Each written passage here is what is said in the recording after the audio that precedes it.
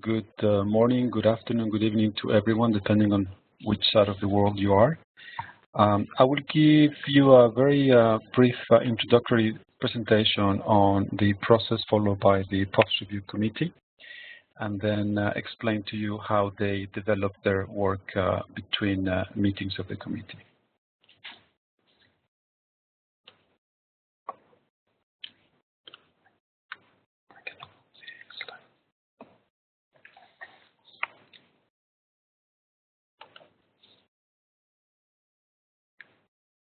Next.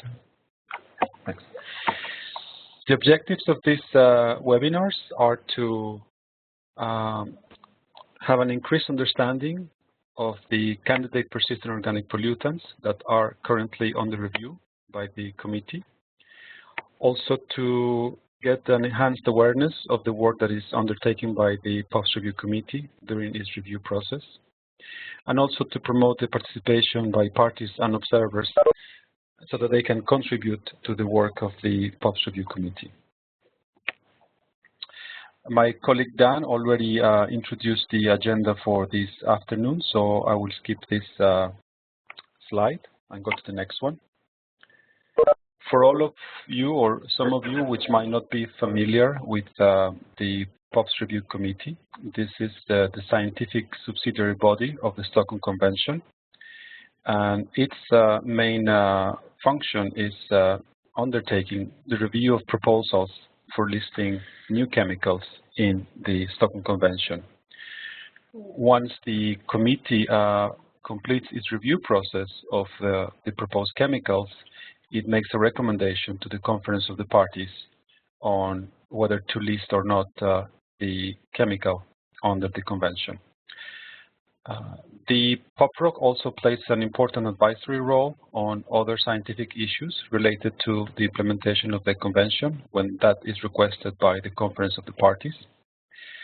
There are 31 government-designated experts in the committee which are appointed by the Conference of the Parties. And they meet for 1 week, once a year. The 10th meeting of the committee took place in October 2014. And the next meeting, which is the 11th, is taking place from the 19th until the 23rd of October 2015 in Rome, Italy. It will be at this meeting where the committee will present the outcomes of the intersessional work. To explain how the intersessional work is implemented, the committee takes into consideration the decisions that were taken by the committee at its previous meeting. Let's say in October 2014, the committee decided on how to proceed with the chemicals under review, and the intersessional period started after the meeting was concluded. A number of intersessional work plans are prepared for each one of the chemicals under review, and throughout this intersessional period, the Secretariat collects information and comments from parties and observers, which are then submitted to the different working groups to develop and update the documents that were requested by the committee. At the end of the intersessional period, draft documents are prepared by the drafting team and the chair of each one of the working groups, and then submitted by the Secretariat to the committee for their discussion at the next meeting, which will be in October 2015. The process that is followed for the listing of new persistent organic pollutants under the Stockholm Convention is described in Article 8 of the Convention text. The first step is when a party to the Convention submits a proposal that contains specific information which is included in Annex D of the Convention. That proposal is first verified by the Secretariat to confirm that all the required data contained in Annex D is met. Then the Secretariat forwards the submission to the POPRC Review Committee, which then starts with the review process of that chemical. The committee applies the screening criteria, which is included in Annex D, with more detail on that information. And if satisfied, the committee decides to proceed to the next phase, which will take place through the intersessional period until the committee meets again. During that second phase, the committee develops a risk profile based on information on Annex E, which is also part of the convention text. Annex E information is submitted by parties, but also observers can contribute to the work so that the document is prepared with contributions from all stakeholders. At the end of this process, the committee reviews the risk profile at its meeting, and if it decides that the process can continue, it will now develop during the next intersessional period a risk management evaluation based on Annex F information, which includes also considerations on socioeconomic aspects of the chemical. This will be the final stage of the review process undertaken by the committee. If satisfied with all the information and the review process, the committee makes a recommendation on whether to list or not the chemical, and that recommendation goes into the conference of the parties, who will then make a decision on whether to list the chemical in Annex A, B, or C to the convention. So as you can see from this slide, it will take approximately 4 to 5 years, depending on when the conference of the parties meet, to make a decision on the listing of the chemical. So that is the review process followed by the committee before the COP makes a decision. For the current intersessional period, following a number of decisions by the committee at its 10th meeting in October 2014, which you can see now on this slide, the different working groups have been developing the following documents. Based on decision POPRC 10/2, the intersessional working group has prepared a risk management evaluation for decabromo diphenyl ether that will be presented later on during the webinar by Jack Holland. The committee also decided on decision 10/3 on the development of a risk profile for dicofol that will also be presented this afternoon. There's another decision, POPRC 10/5, related to the guidance on alternatives to PFOS, and that work will be presented next week at the webinars. And this afternoon, if we go back to POPRC 8, at its meeting report on Annex 4 of that report, the committee decided to prepare a revised draft risk profile for short-chain chlorinated paraffins that will also be presented this afternoon. So this is the work that the committee has undertaken throughout the intersessional period, and that will be presented for discussion at the meeting in October this year. If you would like to go through the documents that have been developed in different draft versions throughout the year, you can find that in our website, which is included in this slide of this presentation.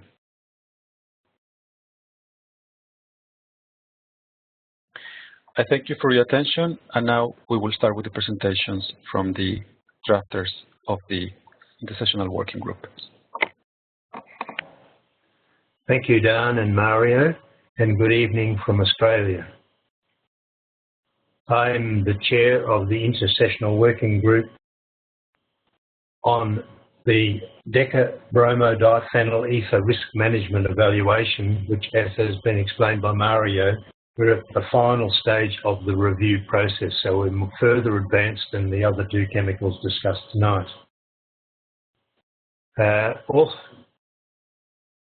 On the slide, you will see that there are a number of drafters. Lieselot Saal, who is in fact the POPRC member, but the people who have done all the hard work and in very short time have been the drafters Trini Celius, Christina Tolson, and Crystal Moraes Olsen, and they really do deserve all the praise.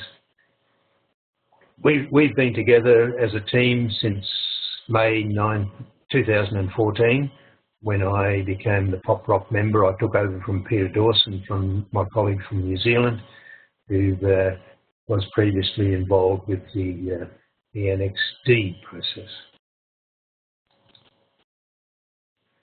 Just very briefly, just to familiarise, and what I hope to do tonight, I've only got a short number of slides, but it's really just an overview to bringing your attention to the main issues.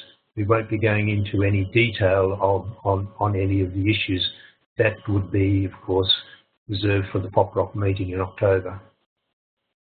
People are probably fairly familiar with decabromodiphenyl ether. The structure is there. It's a very high consumption additive, in fact, so it's not combined or reacted with the substrate, the plastic or the textile. It's generally fairly pure these days, much more than it was so, and it's got a very wide number of uses, and it's probably one of the highest consumption chemicals in the world.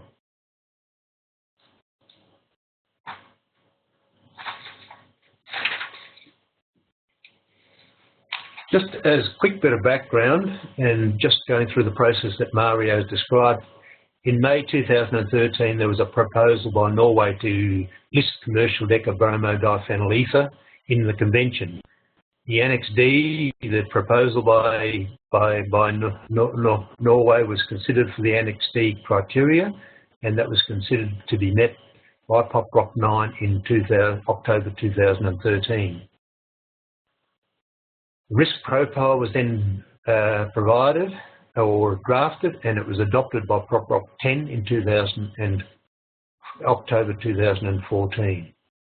And there was conclusion that as a result of the long-range environmental transport, decabromodiphenyl ether can lead to significant adverse human health and environmental effects such that global action is warranted. So as a result of that decision at the Annex E stage, an intersessional working group with me as the chair and the drafters, which I've just on the previous slide, was established, and also many members, of course, to prepare a risk management evaluation for POPRC 11 in this year.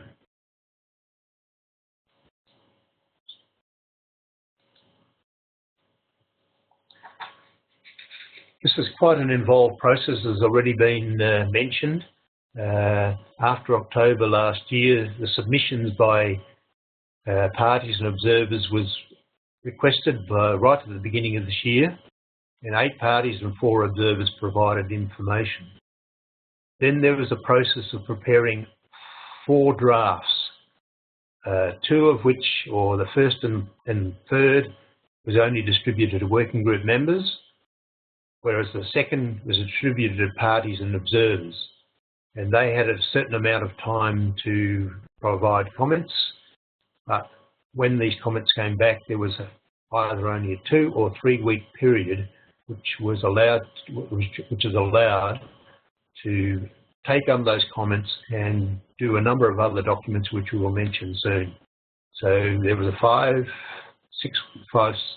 week period, or just over 5 week period, to draft the initial document, but then the 3 other drafts had to be done within the 2 or 3 week period once the comments were received.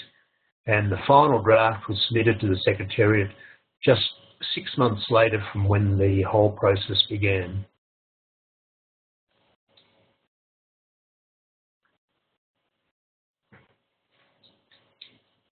It was a very tight process, and really the drafters are to be congratulated in the work that they were managed to be able to do in that time.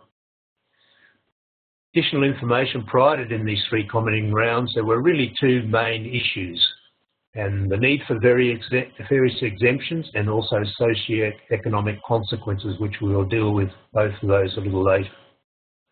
Now, not only was a draft risk management evaluation drafted, but also additional information was compiled in a supporting document. We'll get onto that again later. And all the comments and how they were addressed were also done in a separate comments table. So there's 3 documents, but only the one of those will be translated, and that will be available excuse me, at the beginning of next week.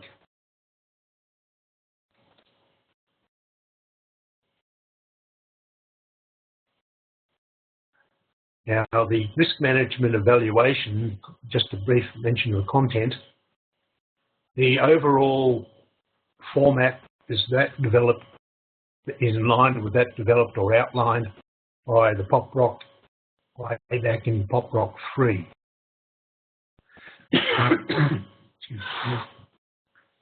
And what the document does is summarise information from several comprehensive reports and peer-reviewed scientific literature on regulatory measures. In particular, there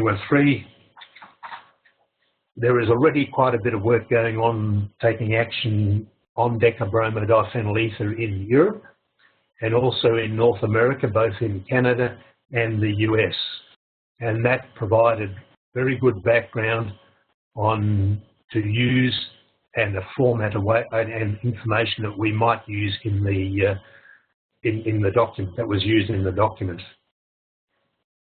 And when you look at the key elements, or really the sections that are in this document, which will be available in translation next week, there's a couple of sections or subsections on possible control measures. First of all, the identification, and secondly, there's about 4 or 5 pages on the efficacy and the efficiency of the control measures. Not only we identify the control measures, but we also discuss how possible, how likely they are, how possible they are. The information that, another section, a large section, about 9 pages, a quite extensive one, is information on alternatives. And it's important to emphasise that it's not just on the alternative chemicals. It is also on alternative techniques which don't use chemicals per se. And that is an important part of the whole risk management process. There's also quite a section or a chapter on information impacts on society of possible control measures. How the proposals could possibly impact. And finally, there's quite a short section at the end of it on other consideration, which deals with information and public education, control and monitoring capacity.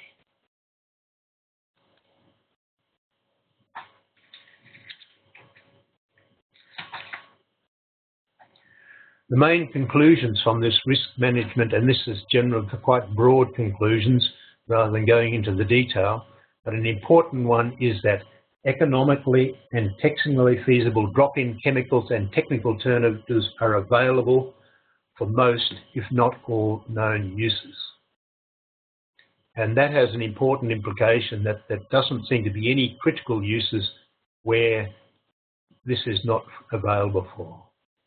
And also that it's already been replaced in most of the applications. And that was quite important, quite an important conclusion. And from that, the proposal is that the most effective measure of dealing with decabromidiphenyl ether is listing it in Annex A without exemptions. Now, I would expect that that will be discussed in quite some detail at the October meeting. Because there are a few parties and observers who have indicated possible need for exemptions. And the 2 areas in particular are in transportation, in aviation and automotive applications.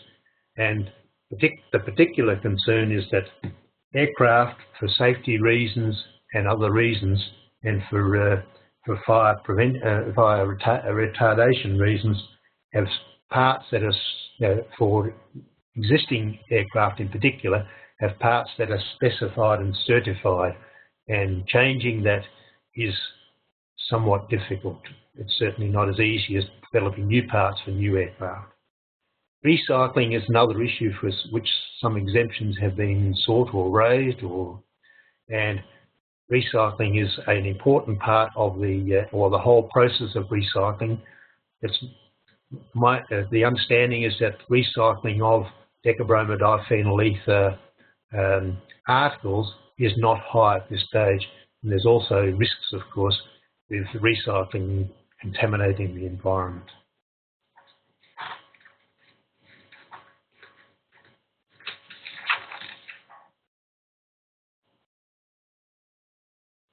as already mentioned, there is an information document with supporting information, and that is largely in form of tables. It provides further information and details on chemical alternatives.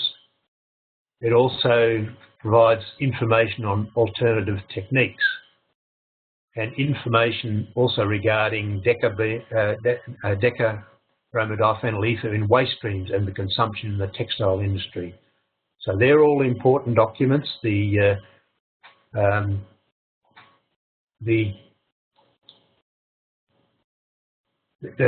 Which you will need to consider if you are attending and expecting to discuss these at the POPRC meeting.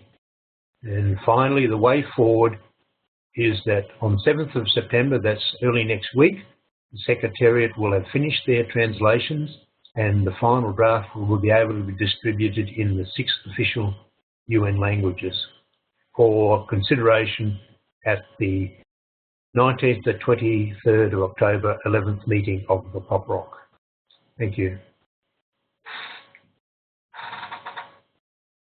So you see now we'll start with dicophol. So you have the figure of the image of the molecule.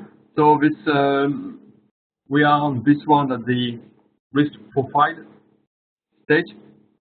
So we discussed it twice and it's the dossier, but now we are on the risk profile. The risk profile has been drafted mainly by Ingrid Hasenberger, one of the POPRC members with our team, and also my colleague Katinka van der Jaap, who will become a POPRC member next year, was involved. About the chemical identity, just a quick reminder. So the dicophol has 2 isomers, so the P prime and O P prime. The main one is a P prime with 80%. On this slide, what is important to note is that some dicophol mixtures can contain DDT as an impurity. About the physical property of dicophol, like most of the POP, this substance is very hydrophilic with a low water solubility and, for example, a very high log Kw. About the production of dicophol, it was used quite a lot in the past. So you can see the figure, but this production stopped at least in some region of the world. So in the EU and also in US, it's not produced anymore. However, there's still production in other regions. So this substance, for example, is still produced in Asia. And I would like to raise that there are at least two ways of producing dicophol. One is based on DDT, used an intermediate. This was used in the past by China and Brazil, but we know they are the DDT resistant for closed site chemical production, that they don't use anymore DDT as intermediate, and it's only now India that are still using DDT as an intermediate to produce dicophol. About the use, the estimation is that there is a global use of dicophol around 1,000 tons per year, and is mainly used as a pesticide and a herbicide for different crops. On this slide, you can see that we have some data coming from the past, mainly about the release of dicophol. But if we use data from the most recent one from 2012, we can see that the main release in the environment is coming from Asia and also from America, North and South, but also from Africa to a lesser extent. And Oceania is also still using it. Now I move on to the PBT and long-range transport property of that substance. So about persistency, first in water and sediment, dichlorphol is known to be not readily biodegradable. And what is important to note is that in the acidic condition, both isomers are very stable. However, when the pH is above 7, then there is a more quick degradation of both isomers. In soil, we have experimental data with quite variation in half-life that has been obtained during the experiment. We also have some field studies demonstrating that the dichlorphol is not persistent in soil. However, this field study is mainly done mainly in warm climate, so we don't have any study for colder climate. That could have been useful when we speak about substance transport to remote areas, particularly the north of the globe. To support the experimental data on degradation, we have monitoring data demonstrating that due to this persistency in particular, this substance can be transported via water. And this is also confirmed via modeling that demonstrate that even if the persistency via modeling of dichlorphol is a bit lower than the well-known POPs, it can still be seen as a persistent chemicals. When we assess persistency of chemicals, we also have to take into account the relevant metabolite. It's what we did at the POPRC in the past, for example, when we did the assessment of endosulfan. So for dichlorphol, there are some relevant metabolites that can be seen as persistent, like sediment. So we have here 3 metabolites that can be seen as persistent in sediment, and the same for soil. So what we can say on persistency is that obviously dichlorphol is persistent in acidic conditions, and we have information that could demonstrate that also in soil and sediment, taking into account the metabolite, we can also conclude that dichlorphol and its metabolite together can be seen as persistent. About bioaccumulation, it's a bit easier. We have both experimental and data for log KW, but also for bioaccumulation that demonstrate clearly that dichlorphol is clearly bioaccumulable and clearly fulfill the Stockholm Convention criteria. Also, the metabolite that we discussed before have been assessed with regard to bioaccumulation, and some of them are clearly bioaccumulable with a log KW above 5, but also experimental data that confirm the bioaccumulation potential, for example, for the metabolite FW152.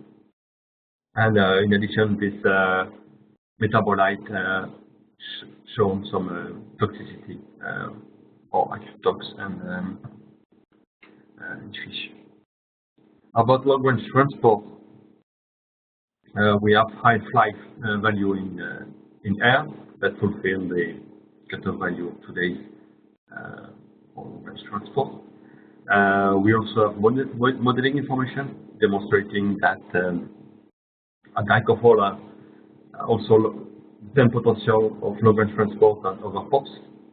So we have different models to explain that. I would like to raise here that for long-range transport, however, there are still some disagreement among the POPRC members. So we have a bracketed text on the conclusion for long-range transport. In addition to the modeling information to long-range transport, we also have monitoring information that help to take at the end the most appropriate conclusion. So to show that dichlorphol has been found in a remote area in Asia, but also in the north of the sea, in the north of the globe, and also some of the metabolites has been found in remote areas like DC, BP. About environmental levels, I mean, we don't have a lot of information about the presence of dichlorphol in remote areas. So here is what we have on this slide. Order of magnitude picogram per cubic meter in air and seawater. On the next slide,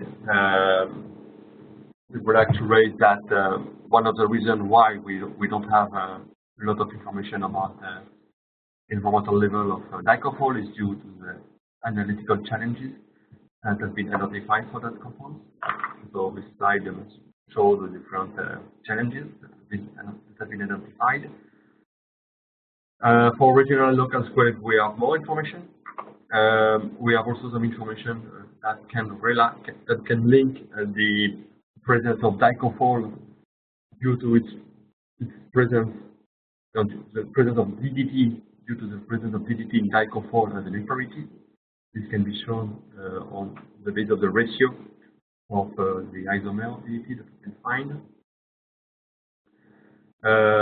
Moving now to the hazard assessment. So dichlorphol is classified according to UNGHS criteria as very toxic for both acute and chronic toxicity for the aquatic environment.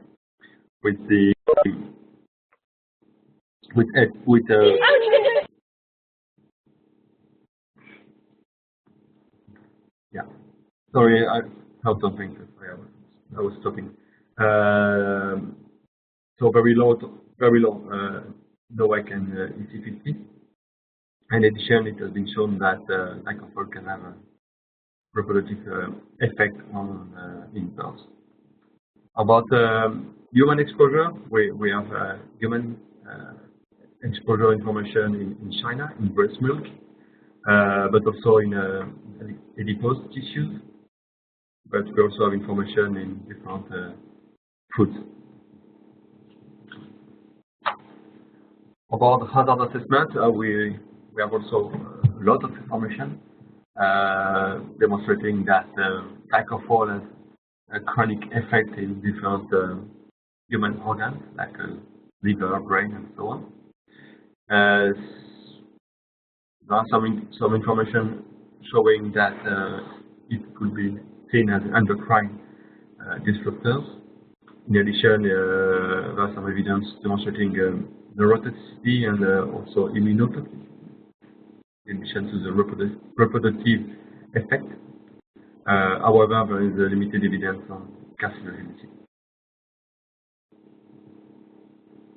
In addition to this experimental results based on animals, we identify some epidemiological studies that demonstrate that exposure to dichlorphol can induce an increasing of prostate cancer. In addition, there is also some information in addition to cancer that demonstrates the possibility of increasing of a disease like disease, but also autism disorders in kids. Yeah, next slide. About the adverse effect still. We'll identify some conclusions, for example, from US for the environment, demonstrating that the use of dichlorphol causes adverse effect to wildlife at the local or regional scale. What is this? This cannot be excluded. In addition to the epidemiological study demonstrating clearly an effect, there is also some conclusion from a risk assessment demonstrating that in some cases acceptable exposure limit has been exceeded. So on this basis, we think that we can conclude that dichlorphol can induce, due to its long-range transport, adverse effect for both human health and the environment that would justify the global action. This conclusion is still between brackets. That means that there is not yet an agreement during the working group session. I will move to SCCP.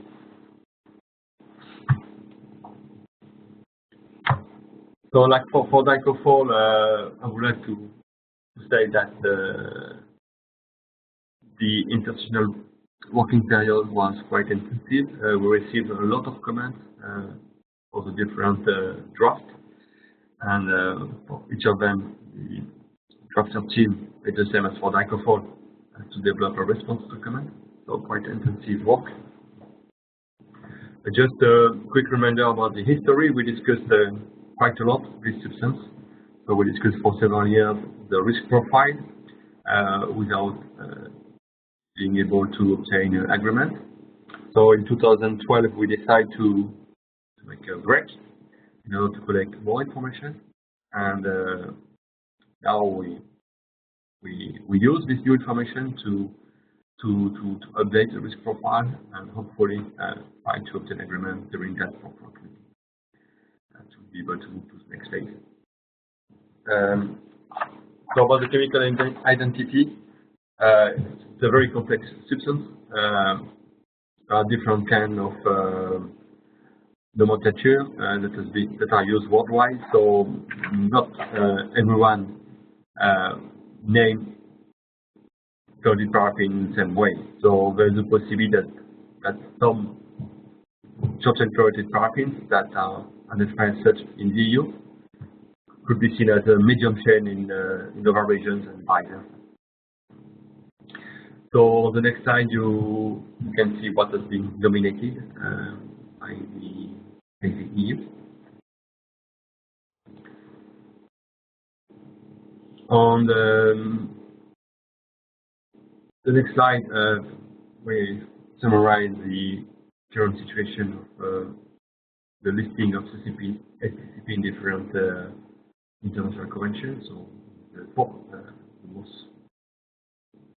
closest convention, Stockholm. So the substance has been listed some years ago in 2009 as a POP in the UNEC convention, and is also listed in some convention related to the protection of sea. The physical properties. So the physical property depends on the containers contained in the mixtures. It's again low solubility and very high calorie value. About the current production, it's very difficult to obtain data that distinguish the different chlorinated paraffins that are medium, long, and short chain chlorinated paraffins. So sometimes in the risk profile we were able to distinguish, but it's very difficult. It was impossible. In the EU and in the US, the production of SCCP phased out or stopped in 2012, and the same in some other countries worldwide. But it's still produced to a very high level, in particular in Asia and America. The substance is used in different industries, so in the metal industry, in plastic industry, but also in rubber industry, but in paint and coating.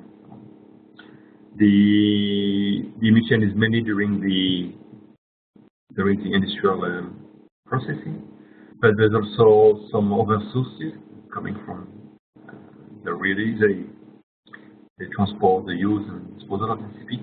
And it's so important to raise that there's also during the life cycle of product containing SCCP some emission. So like for articles made of plastic.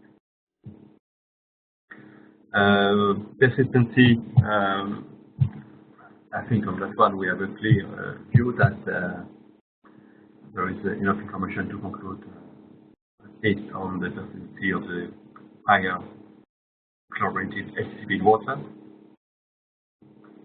On bioaccumulation, We have a lot of information, both on bioaccumulation, but also biocosuppression, and also on biomodification and trophic modification factors.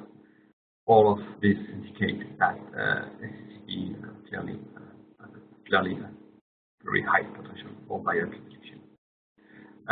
In the updated risk profile, we've added new information in particular for bioaccumulation and trophic modification factors in Arctic and Asian foodways. Global transport, we are both modeling information but also monitoring data that demonstrate that the substance should be seen as substance having a potential for long-range transport, and we can not only jump but can only swim. So this is new information that we've added in the risk profile.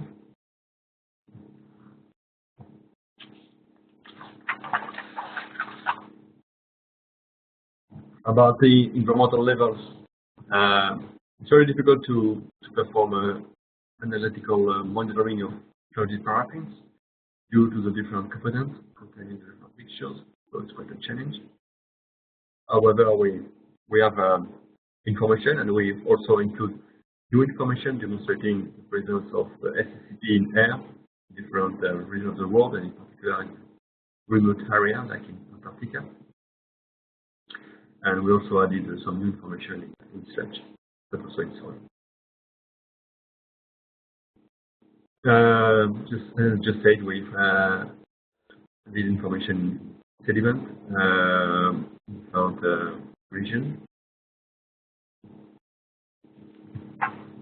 We also have a lot of information in the presence of SCCP in biota, like in predators in Canada, also in China and Norway. We also have information in big mammals, whales still. And what is important to note here is that in the risk profile we've tried to summarize information in the form of a table that compares the concentration found for SCCP in mammals or in different organisms with the other POPs. And we believe that this table will help the POPRC members to conclude that indeed some concern that has been identified for other POPs that can be extrapolated to SCCP due to the result of this information in this table. Human exposure, we also have a lot of new information. The substance has been detected in breast milk in different countries, but also in remote area, as well in food communities. And as I said before, this substance can also be found in indoor air due to the possibility of leaching from existing articles like plastic articles. About the toxicity, the substance is clearly toxic for the environment at microgram per liter levels, and therefore it's classified as very toxic for the environment for both acute and chronic toxicity. You also saw SCP identify as potential effect, as having potential effect in liver, fish. About human health, we have also information that is more complex to conclude. However, the substance is a potential carcinogen in accordance with IARC and also in accordance with the UNGHS criteria. He has some effect in liver linked to the peroxisons proliferation, but also in thyroid and kidney, particularly related to hormone perturbations. So on its own, SCP has some toxic effect, but we also raise that the others, like a medium, also some toxicity, so there is a possibility of interaction that between all these climatic parameters that we have to take into account to take the most out of the conclusions. So, like for dicophone, we would like to conclude in the same way that we need to have a global action on it. But like for dicophone, we still have a bracketed text for the for the conclusion. Thanks for your attention.